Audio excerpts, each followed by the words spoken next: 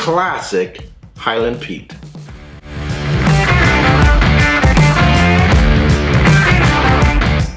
Welcome to another episode of Erik Wait Whiskey Studies, and in this video I'm going to do a review of the BenRiach 10-year-old Curiositas Highland Single Malt Scotch Whisky. It is peated. When I think of a Highland peated whiskey, this is what I think of in terms of its profile.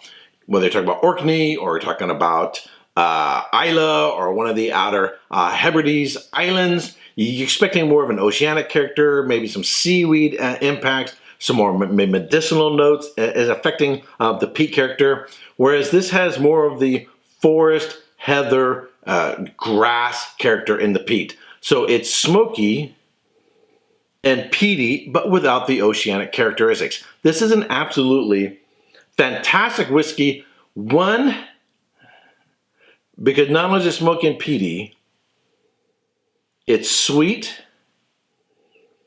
It does have a little salty character in there, but not as much as, say, some of the island peat. It's also got the savory note and that smoky note. But I'm going to get more into this after my notes.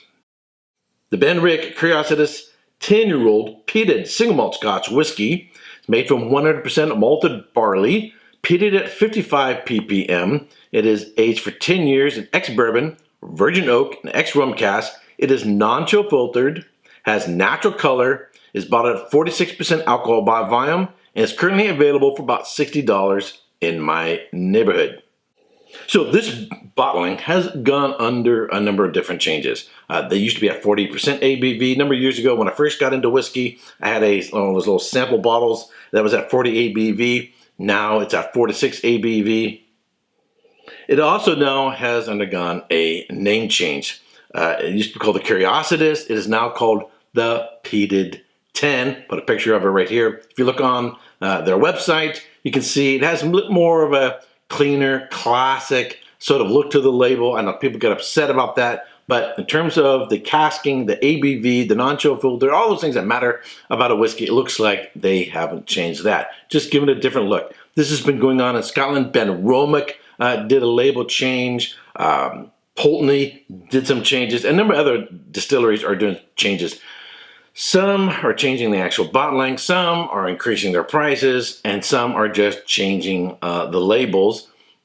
What I like about this and I did some searching around, is it doesn't look like they've changed the whiskey or the price. We get a little bit more upset when they start upping the prices than we do just changing the labels. And as far as I can tell, it looks like the bottling is the same. So on the nose, I get that smoky character, but it's not. Some smoke or peat can seem like it's just been lit. Some can be more ashy or like just ready to go out. This looks like it's sort of the maintaining the peat and smoke character. Like the fire is just currently roaring at a steady pace. I get like a peanut character to there, almost like, and chocolate. So it's almost like a Reese's Pieces or Reese's Peanut Butter Cup, but there's a sweetness even on the nose. It's almost like a peanut butter cookie character. Get some nice chocolate in there, vanilla, caramel. The fruit notes are very juicy, very fresh, very lively, and yet it seems like they've been grilled. So maybe take a fresh juicy peach, put it on the grill for a second. That's what it seems like. Now, even though it's been aged in ex-bourbon, virgin oak, which you get a lot more of the vanilla character, you got a lot of vanilla going on in this as well. It has that rum character cask in it, but I'm not getting what I typically get from rum cask. I'm not getting the tropical notes. I'm not getting coconut. I'm not getting banana. I'm not getting pineapple or any of those things that I typically get off a rum cask. All right, on the palate.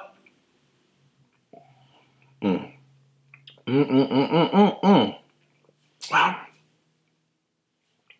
What I love about this, it is very, very, very fresh. It is juicy.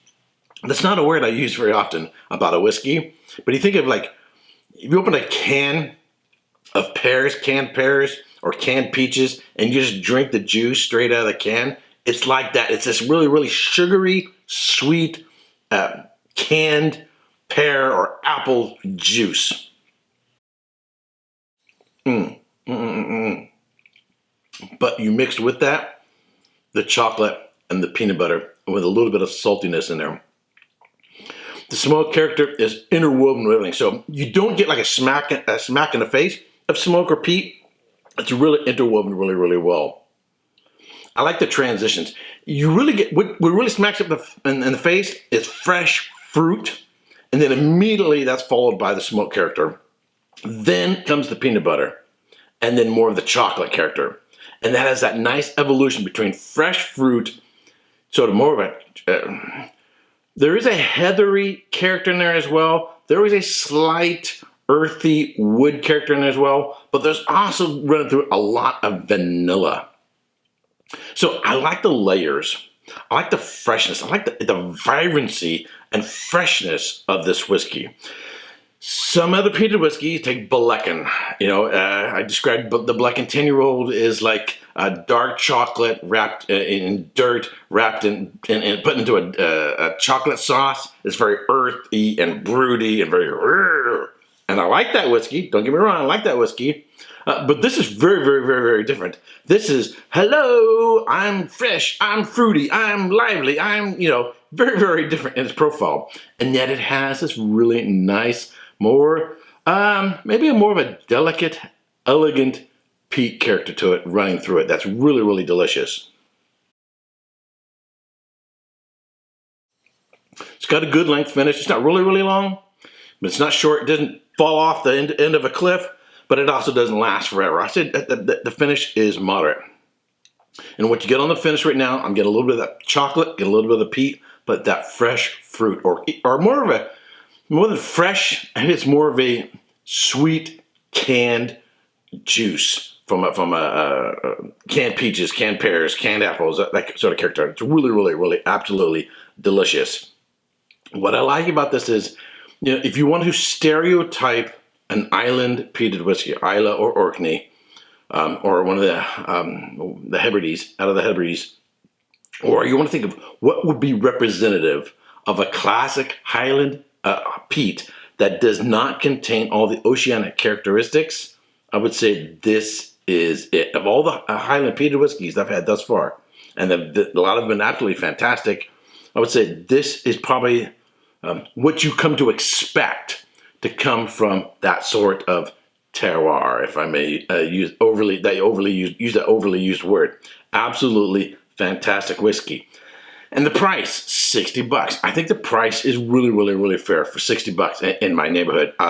Now, so if you're going to look for this, you might still find this out there. You might still find it available. Definitely check it before you buy. Check the ABV. And the labeling has changed. There were actually some older versions. It seemed like almost like a grain label that I've seen. Check the ABV. You're going to want the 46. If you get the new one, the peated 10-year one, if you've had that and you've had this, I would really, really like to hear what you think in comparison between that one and this one. I haven't had that one. I'm going to keep my eyes out for it because I would love to have that one as well and compare head to head, see if they've changed at all. If you've had it, let me know, and let me know in the comment section down below what you think about the two whiskeys. Now, what I'm going to give it in terms of a score, I'm going to go solid 92 points. Solid 92 points. What would I want? It's got the layers, the complexity, the freshness, and it's got that little more of that wow character to it that I really, really want to get it over the 90. What would I want it to go even higher? I would say the finish. I would say I'd want a longer finish to get past 92 to get up to, say, 94, 95, and beyond. That's the only thing, is the length of finish could be a little bit longer. But in terms of the depth, breadth, and variety and the character of this whiskey, it's absolutely fantastic. In fact, this is also a whiskey that I would categorize as being dangerously delicious because it tastes so good. You could almost go, that was good. I'll have another. He finished that one. That was good. I'll have another. And next thing you know, the bottle is gone. I like to wait till I get to about here before I review a bottle. But if I didn't review it soon enough, I could end up reviewing it when it's down to here, because this is absolutely spectacular. Alrighty, if you like watching my videos and you've not yet subscribed, I would greatly appreciate it if you would subscribe. Ring the bell to be notified when I go live or post a new video. And if you are one of my patrons, I want to thank you very much for supporting this channel. All right, until next time, cheers.